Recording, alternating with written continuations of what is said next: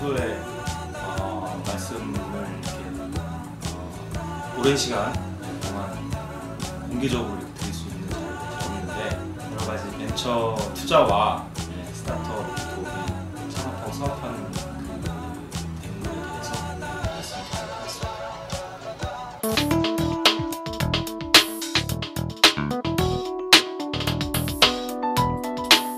본엔젤스는 이름에 이제 엔젤자가 들어가니까 원래 엔젤이었어요. 네, 엔젤이었는데 원래는 이제 저희 그 대표분 개인 엔젤로 시작이 됐다가 그게 어떻게 보면은 팀 엔젤 같이 된 거죠. 네, 지금 저희가 이제 파트너가 3명인데 팀 엔젤 투자자가 됐고 그 투자의 어떤 기조는 변하지 않았는데 형태는 저희가 작년 초에 이제 벤처 캐피탈로 정식 등록이 됐습니다. 우리나라는 창업투자회사라고 제도적 기반이 있죠. 예, 법적인 법인의 형태가 다 규정이 되어 있는데 저희가 조금 더 공식적으로 조금 더 규모 있게 활동한다고 할까? 예, 그러기 위해서 그렇게 등록이 됐고요. 예, 우리나라 최초의 초기 투자 전문 벤처 캐피탈이라고도 하고, 예, 엔젤 캐피탈이라고도 하고 여러분들이 이제 여러 가지 형태를 불러주시는데 뭐 슈퍼 엔젤이라고도 하고, 예, 근데 하여튼 중요한 거는 그 개인 엔젤들이 이제 보통 이렇게 몇백만 원, 몇천만 원 뭐 이렇게 조금씩 투자하시는 경우도 있죠. 지인분들이나. 근데 벤처 캐피탈들은 또 뭐 몇 억 이상, 뭐 5억 이상, 예, 뭐 이렇게들, 왜냐면 벤처 펀드에서 투자를 하시기 때문에 그렇게 하시는데 그 중간에 간극을 메우는 초기 투자자다, 예, 이렇게 보시면 되겠습니다. 저는 창업자 출신입니다. 저도. 예, 저도 창업자 출신이고, 저도 대학교 졸업하면서부터 바로 창업하는 케이스고요. 26살 때부터 창업을 해서 본엔젤스 오기 전까지 한 8년, 9년 정도, 예, 계속 스타트업에서 사업을 한 거죠. 예, 그래서 중간에 이제 저는 이제 이렇게 M&A도 한번 되고, 그렇게 해서 이제 그 제가 대표로 마지막에 있지는 않았고 대표분이 따로 계셨기 때문에 저는 이제 중간에 나와서 또 이런 쪽에 그동안의 경험을 살려서 이렇게 하게 됐고요. 그 다음에 한 분 더 계신 파트너분은 증권사 IT 쪽 담당 애널리스트셨죠.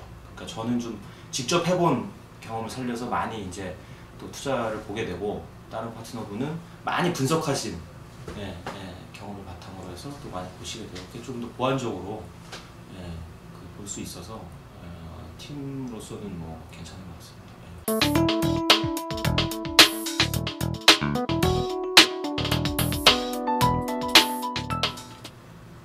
이 리스크에 노출되어 있는 게 너무나 이렇게 좀 습관화이 된 거죠, 저희 같은 경우는. 그리고 리스크라는 게, 그래서 저희는 저희가 아는 데만 투자해요. 저희가 경험한 데.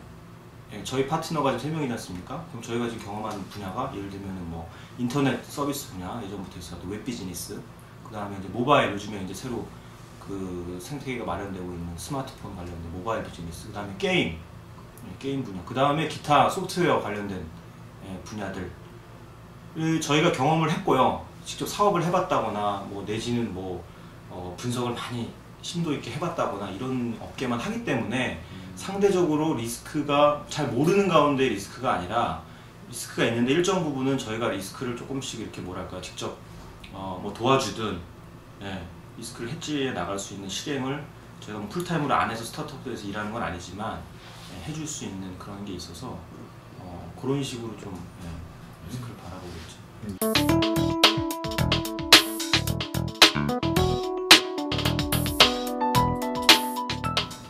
그거의 일반적인 과정은 뭐 아마 다른 벤처 캐피탈들 홈페이지나 이런 데도 뭐 있잖아요. 접수를 합니다. 뭐 검토를 하고 뭐 투심의를 하고 뭐를 하고 이게 나와 있잖아요. 사실 그게 어떻게 보면 일반적으로 뭐 제일 그 명확하게 나와 있는 건데, 뭐 제가 좀 더 풀어서 말씀드리자면, 일단 사업 그 자료를 받잖아요. 자료를 받고 그 다음에 사람들을 만나서 미팅도 갖고, 그래서 이런 어떻게 보면은 보통은 이제 심사역들이 하죠, 벤처 캐피탈들이. 저희는 이제 심사역이 없습니다만은 보통은 이제 심사역이 있고 그 다음에 뭐 임원분들이 있고 이렇게 있지 않습니까? 그래서 심사역 분들이 그런 과정들을 이제 거쳐서 파악을 하고 거기서 많은 질의응답이 일어나죠. 궁금한 거 당연히 물어보고 해서 본인이 완전히 파악을 하고 확신이 서야 되겠죠. 예, 그 다음에 그 과정에서 당연히 추가적인 자료를 또 요청할 수도 있고, 그래서 그런 어떻게 보면 전반적인 교류가 일어난 다음에 그 확신이 갖고 투자에 대한 어떤 조건이나 이런 것도 이제 어느 정도 서로 간에 대략 뭐 맞아가고 이런 게 되면은 그 다음에 뭐 보통 투심이라고 해서 투심에 올려서 다른 심사역들이나 다른 임원들이 이제 그걸 가지고 논의를 하죠. 그래서 그 자리에 그 스타트업 대표분이 와서 뭐 PT를 할 수도 있고, 예, 예. 그런 식으로 진행이 되죠. 예, 그러니까 제가 그 예전에 뭐 세미나나 이런 데서 이런 말씀 드렸는데, 이게 예를 들면 제가 대표님하고 공동사업을 만약에 하려고 그래요. 제가 무슨 아이디어가 있어요. 그러면은 야, 우리 같이 창업하자. 아무리 친구래도. 그러면은 어떻게 생각이 드실 것 같으세요? 고민이 되죠. 그렇죠. 그럼 몇 번 만나시고 결정하시겠어요? 여러 번 만나. 여러 번 만나야 되잖아요. 네. 그 뭡니까? 내가 공동 투자를 하고 그 다음에 내 뭔가를 걸고 이렇게 하는 거 아니겠습니까? 그래서 투자자도 사실은 약간의 이제 입장이 좀 다르긴 하지만 큰 틀에서 보면은 결국은 투자하는 지분 투자하는 거지 않습니까? 지분을 같이 섞고 같이 가는 거거든요. 예. 그래서 은행에서 이제 대출 받듯이 서류 내가지고, 예, 은행은 사실 뭐 담보도 있고 그러니까 서류상으로 드러나는 게 명확하고 기준도 명확한데 벤처 투자는 사실 그렇지가 않잖아요.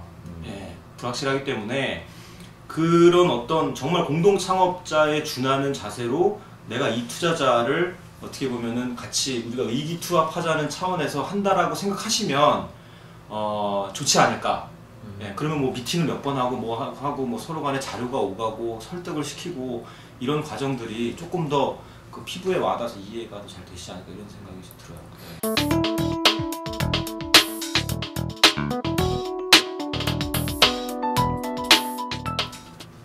사업 계획 서만 자체를 일단 말씀드리면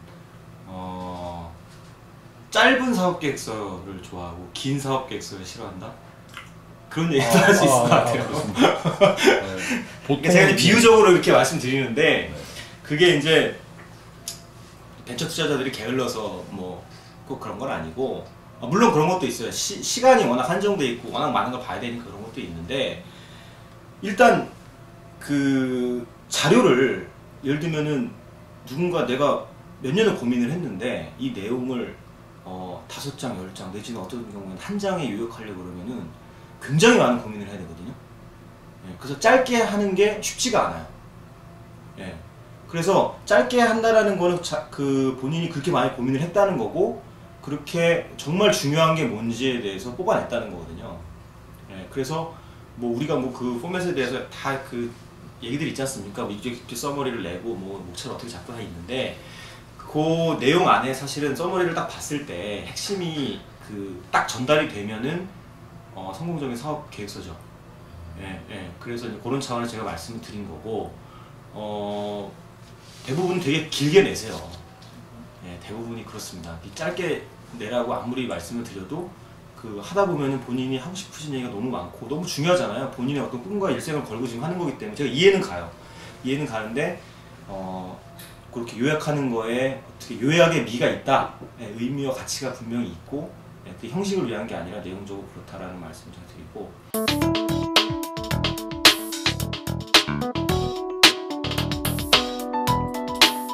뭐 사업이 뭐 이런 사업이 다 있어 라고 이제 뭐 일반적으로 얘기하기는 어려운 게, 사업이 다 본인의 그 고민과 아까 제가 말한 고민과 일생과 모든 걸 걸고 쓰거든요. 대부분 그 투자자한테 이렇게 낼 정도면. 근데 이런 관점이 또 있을 수가 있어요. 이게 저희가 어떻게 보면 정말 지인이 투자해 주는 거 다음 단계로는 제일 앞 단계에서 투자하는 거거든요. 보낸젤스가. 그렇죠? 예. 개인들이 물론 전문 엔젤 투자자분들도 있지만 보통은 이제 친구가 투자하거나 옛날 그러니까 사업을 본다기보다는 이 사람 하나 믿고 투자하는 경우에 단계가 있고, 그 바로 지난 단계에 있어서의 첫 번째 투자가 저희가 투자를 하는 건데, 이렇게 저희는 말할 것도 없고 이제 저희 뒤에부터 뭐 모든 벤처 캐피탈들이 이렇게 하려고 그러면은 성장 사업이어야 돼요. 성장 사업. 예. 그러니까 소위 말하는 자영업 사업. 예. 자영업을 제가 무슨 비하하는 게 아니라 예를 들면은 연 매출이 한 3년, 자 개인이에요. 개인 내지는 뭐 한 2명 있어요, 친구랑. 근데 한 3년 열심히 했어요. 뭐 돈이 좀 들어갈 수도 있고 뭐 했는데 3년 지나가지고 회사 매출이 1년에 10억씩 꼬박꼬박 나는 회사가 됐어요. 그거 나쁘지 않죠. 그렇지 않습니까? 거기서 뭐 원가 제하고 뭐 있지 않습니까?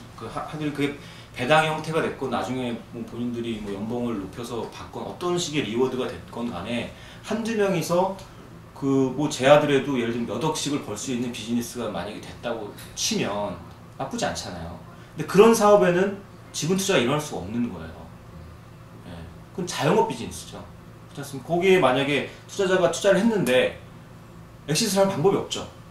예. 그 회사가 상장을 할 일이 당연히 만무한 거고, 그런 정도의 회사가 그 M&A가 모르겠습니다. 그 산업적인 어떤 그 가치가 우리 뭐 인터넷 비즈니스나 게임 비즈니스에 있어서 뭐 매출이 일어나기 전 단계에서 M&A가 되기도 하는데, 그런 어떤 산업적인 의미가 있는 비즈니스가 아닌 다음에는 M&A도 당연히 안 되고 방법이 없어요. 그래서 그 이게 성장 사업이냐 아니냐에 대한 판단을 먼저 하셔야 되고, 당연히 지분 투자를 해주십시오라고 그 투자자한테 찾아갈 때는 이 사업이 성장한다, 이 사업이 속한 어떤 시장이 이렇게 큰데 거기서 어떤 뭐 이러한 어떤 우리가 경쟁력을 가지고 이렇게 해서 성장한다라는 거를 명확하게 제시할 수 있고 설득하는 거죠. 그러니까 뭐 미래의 일이기 때문에 그 논거가 명확해야 된다. 이런 정도 말씀을 드리고 싶어요.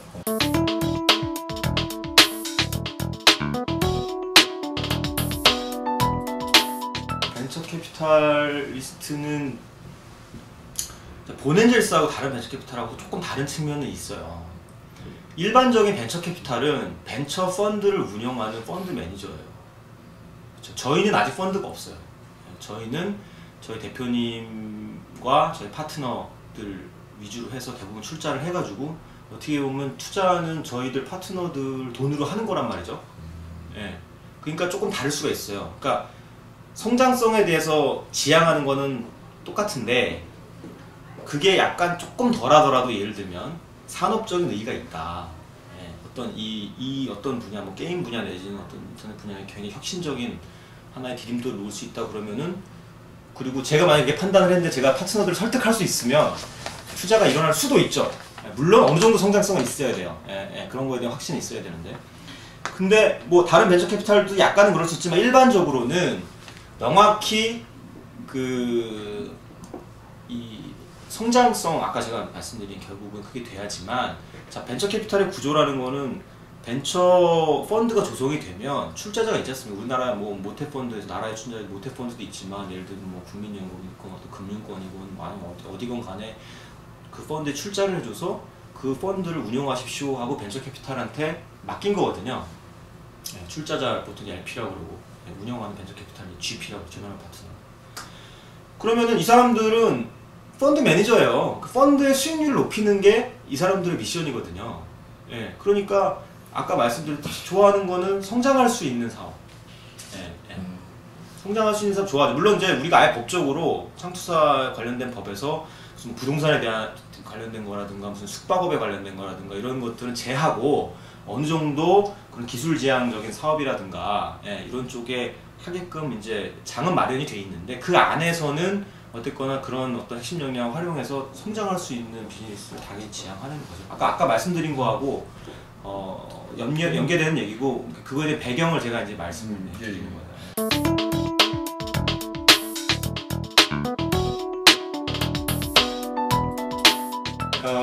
그 제일 최근에 했으니까 저 우아한 형제들 배달의 민족 투자한 게 뭐 기억에 남죠.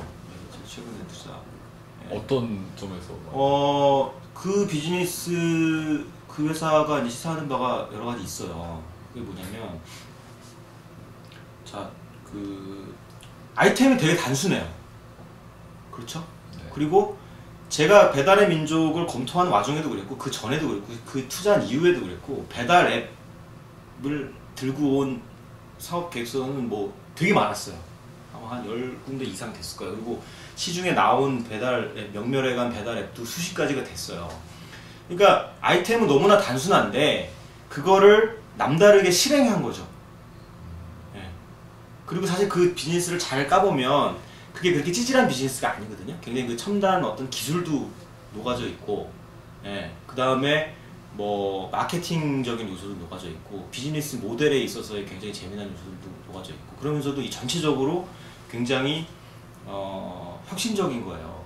예, 되게 이렇게 좀 잘 모르는 분들은 야, 이렇게 장난 아니야 그거 이렇게 보시는 경우가 있는데, 그런 여러 가지 재미나면서도 의미 있는 부분들이 많이 들어가 있다. 예, 그래서 기억에 남고, 좀 왜 또 기억에 남냐면 대부분 이렇게 들고 모델을 이렇게 들고 오시잖아요. 그러면은 혁신적인 거, 뭐 이렇게 새로운 거를 자꾸 이렇게 추구하시다 보니까, 근데 그 추구하는 방향이 예를 들면은 네이버가 안 하는 거, 어디가 안 하는 거, 어디가 안 하는 거, 그렇잖아요. 바로 딱 맞짱 뜨기가 어렵잖아요. 그러니까 안 하는 거, 안 하는 거, 안 하는 거를 자꾸 들여다보다 보면은 굉장히 혁신적인 게 나와요. 나오는데 사실은 그 사용자가 잘 안 쓴다든가, 예, 아니면 너무 작은 하나의 기능, 예, 이게 전체적인 사업이라기보다도 그냥 하나의 기능의 그냥 작은 기능, 물론 기능이 그 큰 비즈니스가 되는 경우도 있어서 이게 결과적으로 말씀드리긴 애매하지만, 하여튼 제가 볼 때는 되게 지엽적인 거, 예, 그런 거를 이제 들고 오시거든요. 예, 그런데 이제 이게 사람들이 예를 들면은 배달민족이 이제 기억에 남는 이유가, 배달민족 같은 경우에도 늘 하던 거예요. 네, 유저들이 늘 하던 거예요. 찌라시를 이렇게 보던 거를 스마트폰으로 했어요. 그러니까 우리가 이제 보통 반보만 앞서가라 이런 얘기 하잖아요. 그런 거에 어떻게 보면 대표적인 사례가 될 수 있는 또 저인 거죠. 이게 엄청나게 새롭거나 그런 거 아니거든요. 예, 예. 그러니까 그런 면에 있어서 우리가 사업을 이렇게 구상할 때도 너무 안 하는 거면 그건 이제 피해가는 것밖에 안 되고, 예. 그러니까 적정한 어느 정도 선에서는 이겨내야 돼요. 예, 스타트업이 다 피해가지고 남 안 하는 걸로 가면은 결국 거기는 시장이 없는 거거든요. 니즈가 없고 유저가 안 쓰는 거가 될 가능성이 있다. 그래서 또 나중에 언젠가 되더라도 너무 앞서가는 게 될 수 있어요. 예, 그걸 못 버티거든요. 그러니까 적당히 유저가 이렇게 따라갈 만큼 돼야지. 예를 들면 10년 후에 쓸 거를 지금 해봤자 의미가 없듯이, 예, 그런 타이밍의 문제도 있고, 그런 유저의 어떤 그 사용성의 문제도 있고, 그런 거를 잘 보면서, 예, 예, 그러니까 그 현실성 있는, 예, 사업을 좀 구상하셔가지고 해야 되는데, 그런 의미에서도 배달의 민족을 시사하는 바가 있다. 예, 그래서 기억이 많이 나요.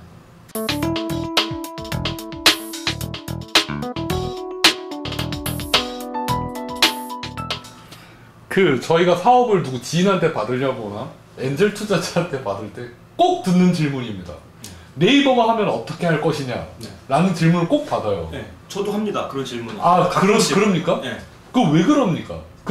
그럼 뭐라고 도대체 대답을 해야 돼요? 저 진짜 궁금해. 그러니까 왜냐하면 방법이 없는데 도대체 무슨 대답을 원해서 그 질문을 하는 것인지 못 떼기도 정답은 없어요. 정답은 없어요. 그 창업자가, 네. 그 이슈에 대해서 어떻게 생각하는지를 알고 싶은 거예요. 네. 세상에는 그런 질문이 많이 있지 않습니까? 우리가 네. 뭐 컨설팅에서 입사할 때 그거 물어본다면서요. 맨홀 뚜껑이 왜 동그랗습니까? 뭐 서울 시내 맨홀 뚜껑이 몇 개입니까? 네. 그러면은 그거에 대해서 많이 알려져 있잖아요. 그 왜 질문한다고 하냐면은 그 사람이 어떤 식으로 사고하는지 보기 위해서다, 뭐 이런 얘기 있잖아요. 예, 저도 들은 얘기입니다만. 마찬가지예요. 그거에 대해 정답이 있겠어요? 정답 없단 말이에요. 그 정답이 아까 뭐 배달의 민족이다. 배달의 민족 때도 제가 당연히 던졌죠. 근데 이제 뭐 여담입니다만은 김봉진 그 대표님은 네이버 출신이에요. 본인이 네이버에 있다가 나와서 창업했기 때문에 네. 내부 사정을 너무 잘하니까 뭐 대답을 또 더 여러 가지 할 수 있었는데, 어쨌거나 이 사업마다 정답이 다 다르단 말이죠. 그래서 그 사람이 그거에 대해서 어떻게 생각하는지. 그럼 이런 경우에 가장 퇴짜 맞는 답변은 뭡니까? 그냥 당황하고 답 못하는 거죠. 그렇죠? 예, 예. 그러니까 뭘 해도 대답을 해야 되고, 그 대답이 좀 하여튼 좀 임팩트를 줄 수 있는 어떻게 기회를 주는 거예요. 투자자들이. 그렇죠? 예, 그런 질문을 딱 굉장히 이슈되는 질문, 이제 뭡니까? 뜨거운 감자를 한번 딱 던짐으로써 그걸 잘 활용하시면 되는 건데 물론 되게 어렵죠. 네. 예, 어려운데 그거는 뭐 던질 수밖에 없는 질문이고 그렇지 않습니까? 이 사업에 우리가 투자자가 투자를 했는데 한 달 있다가 네이버가 탁 시작을 했는데 아무런 대책이 없어요. 이 창업팀이. 그러면은 뭐 돈 날리는 거잖아요. 그렇죠? 예, 그건 당연히 던질 수밖에 없는 질문이죠. 최소한의 보관이 있어야 된다. 예.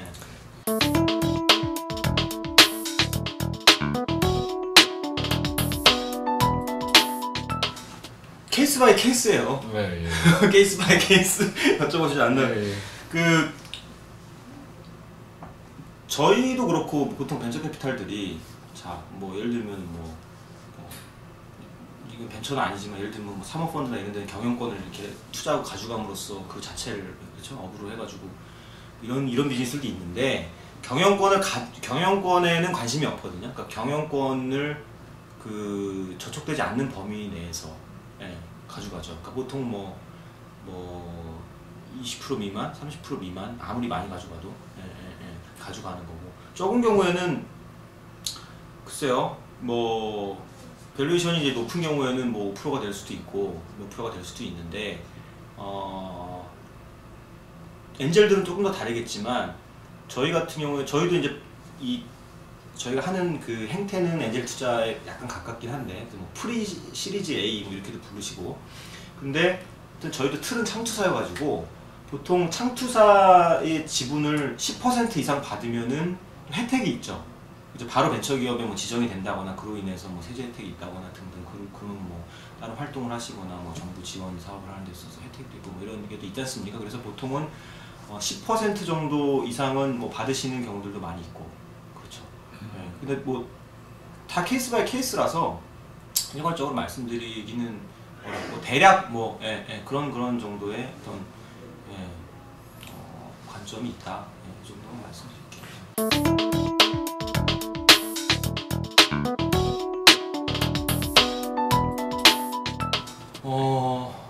물론 너무 욕심을 부려도 안 돼요.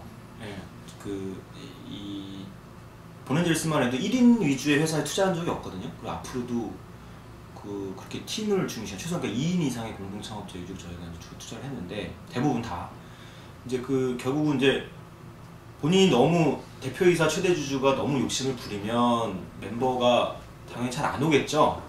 너무 욕심 부려도 안 되는데 보통은 어느 정도 안정적으로 그 최대주주가 어느 정도 이렇게 가지고 있기를 바라죠, 투자자들이.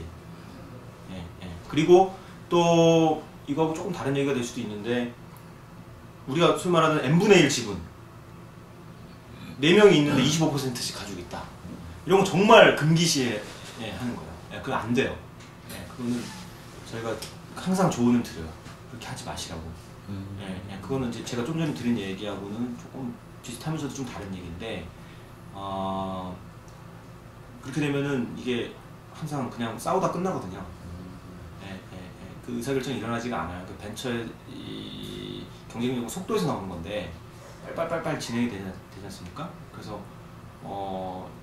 어느 정도 한 사람이 이렇게 대표이사가 됐건 아니면은 뭐 대표이사는 좀 따로 있고 뭐 CTO나 뭐 CSO가 뭐 좀 퇴직해 주면서 제일 좀 중추적인 역할을 하신 분이면 뭐 그분이 됐건 그런 분들이 그래도 다른 코파운더들보다는 좀 많이 가지고 있고 그 대부분의 투자자들이 그 과반 지분 이상을 이렇게